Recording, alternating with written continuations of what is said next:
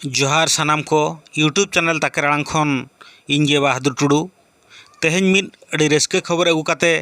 अब सानाम हर तालारे सेटर कनाñ सानाम हर कुñ बड़ाय हचो बना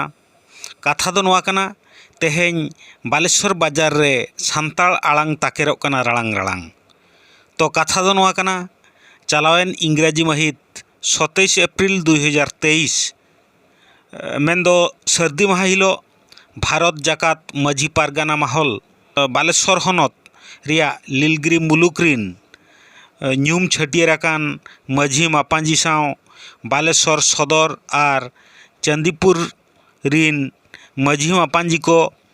आयुरिया मान सोमनाथ टुडू गंके तिकिना अनायुरते एफएम ऑटोनोमस कॉलेज बालेश्वर रे सान्ताड़ी विभाग रे लेक्चर किन बहालाकान मान दुर्गाचरण सोरेन तिकिन साव न्यापाम काते बाहा थुपना चाल काते को आतांग दाराम केद किना जहु अड़ी रस्के सेलेद को आतांग दाराम केद किना तेहेñ जहु निनंग रस्के अइकव कना बालेश्वर बाजार रेना ᱧᱩᱛᱩᱢᱟᱱ कॉलेज मेनदो एफएम कॉलेज रे तेहेñ सान्ताल आड़ांग ताकेरोग कना राड़ांग राड़ांग माझी मापांजी को अड़ी गौरव गेको अइकव किया ओंडे उनकिन माला तिकिन साव मिद घड़ी पालमाराव तायम नासे दुख अइकवेना बाड़ाय नामेना नेस चलावेन सेशन रे मात्र पेया कुड़ी गिद्रा सुमुंग सान्ताड़ी सब्जेक्ट को दोहो लेआ आदो ओनाते माला तिकिना कथा लेकाते नेस हिजुग कान सेशन रे सानाम हड़ कुरुमुटु काते ओकालेकारे आचात आचातिन को सांगेआ आर बांग सान्ताड़ी एमाइल को दोहोया सब्जेक्ट को दोहोया नोआ लेकाते अडिगान रोपड़ गोटा लेना जाहु माझी मापांजी को निनंग को गो भरियना आर बांग कथा को एमका जे नेसो नोआ सेशन रे नोआ एफएम कॉलेज रे सीट जो जहाँ तिनंग ताहेन कना ओना चेक लेकारे फुलफिल हुआ पेरेजुआ नोआ इदी काते माझी पारगाना महल रे कथा गिडिया और सानाम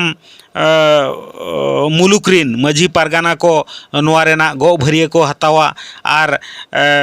नोआ सीट फिलअप लगी अंगीभार को हतावा जाहु नोआ कथा को एमका नोआ कथा इदी काते जाहु उनकिन मालाय और बांग माचेत तिकिन हो अड़ी अड़ी रस्के किन आटकार किया जाहु निनंग जुदी गड़सो ताहेना मेनखान आबो नोआ सान्ताड़ी आड़ांग सान्ताड़ी पारसी ते सानाम गिद्रे को बन सेचेद होचो कोआ और बांग मांग सेन बन लहा होचो कोआ आबोना संस्कृति परम्परा बन बांचाव दोहोया आबो नितो छतिक ते मेनदो ऑल पढ़ाओ खातिर आबोना संस्कृति परम्परा चेतान रे ऑल पढ़ाओ कोड़ा कुड़ी गिद्रे को इनंग भागी उयहर दिशा और बांग बाड़ाय बांग हिजुग कना तो आबोआ नोआ सब्जेक्ट को दोहो लेकान नोआ सावते ऑल चिकी ऑल साव सावते आबोआ संस्कृति परम्परा ओना भितर रे मेना दोंग लागणे काराम एमान तेमान सेरेñ सावते रू नोआ को सानाम आबोरिन कोड़ा कुड़ी गिद्रे को सेचेदोआ और को बाड़ाय दाड़ेया और नोआ बांचाव दोहोआ नोआ माध्यम ते ओनाते सानाम हड़ बन रस्का मा और बन गड़ो सहर बन एमोमा आबोरिन गिद्रे को आबोरिन जो जहाँ तीन को ऑलोग कना कॉलेज रे कोड़ा कुड़ी गिद्रे को उनको को +3 लेवल जहाँ खन हाँ सरकारे दोहो का तो आबो ऑल चिकी ओना बन दोहो होचो कोमा नोआ ऑल चिकीते ऑल पढ़ाव काते हो सानाम लेकान चाकरी बाकरी नामोआ नोआ रे बोतर आलो बन दोहोयमा निनंगे केरालांग चैनल पाहटा खन इन सानाम को जे रिक्वेस्ट इन दोहोया आलो बन बोतरो मा सानाम आबोरिन जहाँ तीन को ऑल पढ़ाव कना उनको कोड़ा कुड़ी गिद्रे आबो सान्ताड़ी ऑल चिकी सब्जेक्ट बन +3 खन बन ऑल पढ़ाव होचो कोमा मा तबे मुचे रे सानाम को इना लासाणहेद जोहार।